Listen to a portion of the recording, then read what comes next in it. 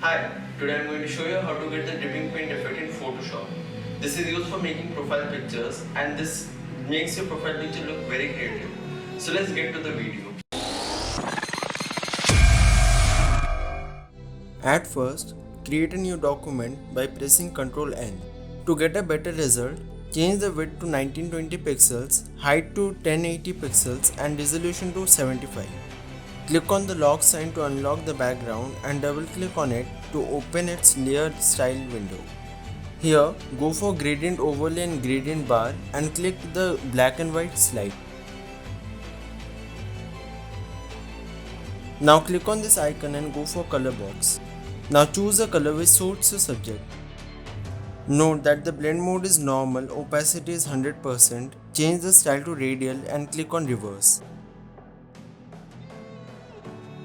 Now we are done with the background and in few more steps we will be done with the complete editing.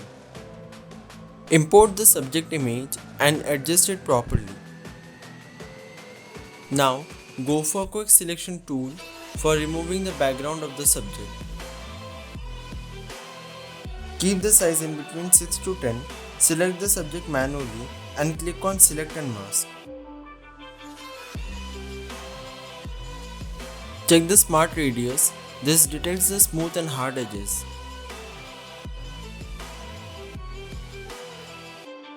Now increase the radius to 1, click on decontaminate colors and let the output be new layers with layer mask. Click on OK. Now import the dripping image. You can adjust it according to your wish. Hold Ctrl and click on the dripping photo to make a selection. Click on the subject and press delete.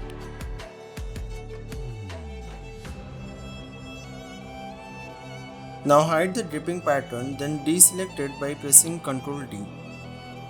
And here is your result. If you learned something new, give this video a thumbs up and don't forget to subscribe. Thank you.